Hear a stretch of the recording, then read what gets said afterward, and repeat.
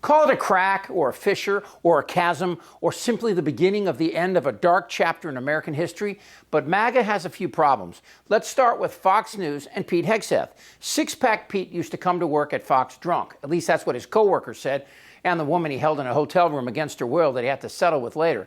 But when Trump chose Hegseth to be Secretary of Defense, Fox News puffed its chest and thought, that's our boy, and now he's in a position of power. And he's also out of the newsroom. But that didn't last long. You know whether Pete Hegseth had been drinking before he leaked classified information?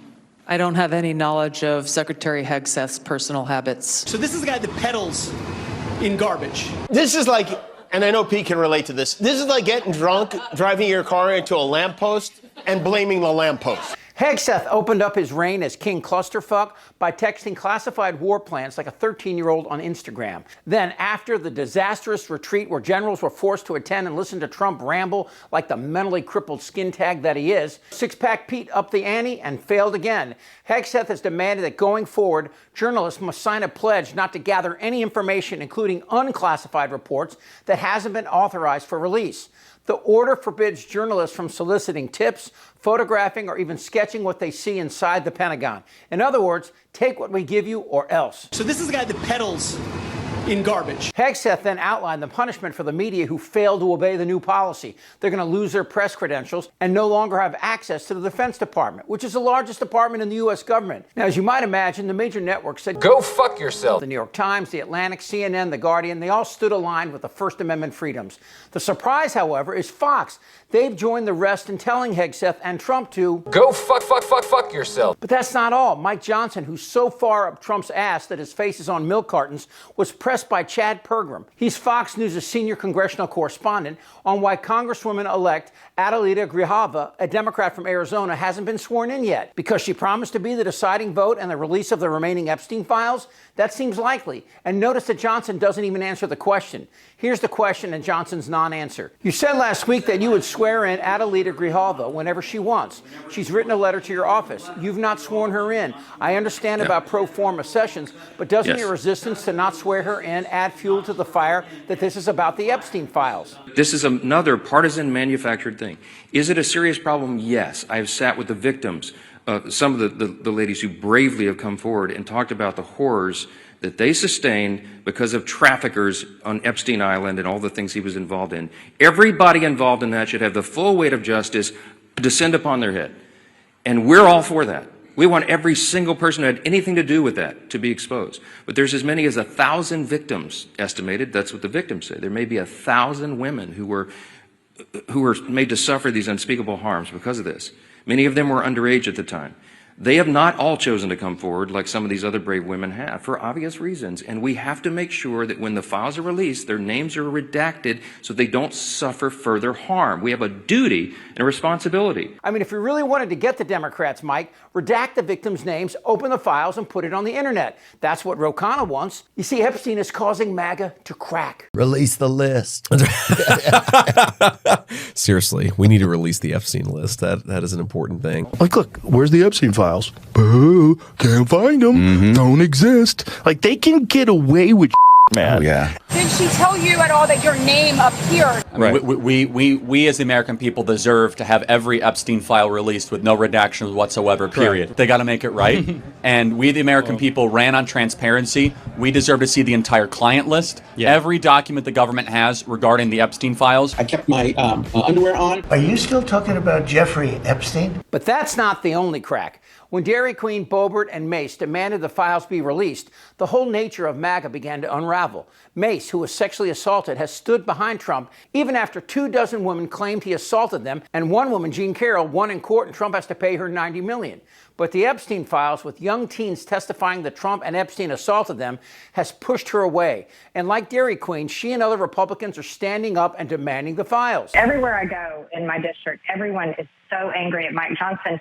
And one guy said it to me like this. He goes, do they have Mike Johnson's wife tied up somewhere and have a gun to her head? What is wrong with Mike Johnson? He is a damn fool. But that is just the beginning.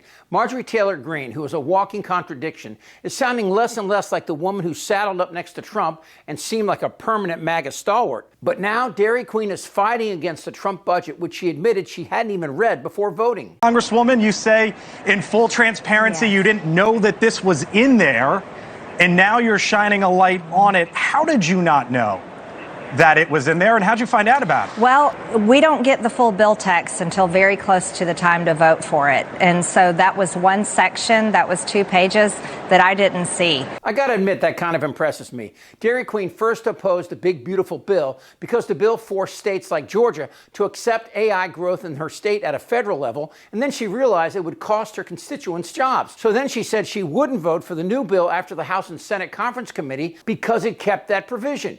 But now she's fighting for the one aspect of the bill that caused the shutdown, and that's the cuts to the ACA subsidies that, should this bill pass, would make insurance unaffordable for millions of Americans. She tweeted this yesterday: "I'm going to go against everyone on this issue because when the tax credits expire this year, my own adults' children's insurance premiums for 2026 are going to double, along with the wonderful families and hardworking people in my district." Now, I'm not towing the party line on this or playing loyalty games. I'm a Republican, and I won't vote for illegals to have any taxpayer-funded health care or benefits. I'm America only. Okay, she's still crazy because undocumented people don't get free health care, even though they contribute through taxes more than $90 billion annually for Social Security and Medicaid they never get to use. How much do you think undocumented immigrants pay into the tax system every year? Zero? Nothing. Probably nothing. Undocumented, I would guess zero. And why would they pay anything? 2022, they paid $96 billion into Social Security and Medicare, just undocumented. I really don't know what to say about it. 2022, they paid $96 billion into the Social Security Medicare system. It seems ludicrous that there would be that kind of money coming in. You are 100% right. But she's right in line with the Democrats on this bill, and that's why the government is shut down. I'm carving my own lane, and I'm absolutely disgusted that health insurance premiums will double if the tax credits expire this year. Also, I think health insurance and all insurance is a scam. Just be clear, not a single Republican in leadership talked to us about this or has given us a plan to help Americans deal with their health insurance premiums doubling. You don't hate your government enough. Okay, wow, she has something to say. What I want to see is I want to see Republicans and Democrats come together on a plan that's literally going to help Americans afford health insurance. Because right now the health insurance industry is completely broken. The current system in place, which was passed by the Democrats in 2010, those credits do expire. And if they do expire, we're going to see millions of Americans' health insurance premiums double and even maybe upwards from that. Okay, Dairy Queen is the prime example of what's wrong with MAGA. Over the last 10 years, they've claimed that immigrants are behind crime all over America, but when confronted with facts, they choose to lie. And the economy? Every Republican since Reagan has crippled our economic future by promising tax cuts to corporations who never reinvest or hire as promised, and the deficit and inflation grow unchecked. But other than Dairy Queen, the defection to watch out for is Fox News. Hannity, Ingram, and this fuckknuckle won't stop because they're getting paid millions to suck on Trump's knob. But if this bill passes and the Dairy Queens of the world revolt against MAGA and Fox, well, that crack will widen. And though it may not be as wide as Trump's, it might just be enough. Bloated and fat and disgusting. Goddamn right. They know how to get to me. Whether the women like it or not. I kept my underwear on. Go fuck yourself. A witch hunt. Suck my fat one. You're a nasty person. I think the president is definitely f***ing Satan. They had what? We're a nation that speaks English. Look, if something like that thing's so ugly. Who you talking to? I don't want to talk about this stuff. Am I wrong? Yes. TikTok. You're in a lot of trouble, Donnie. I think he's crazy. I'm Chip Franklin.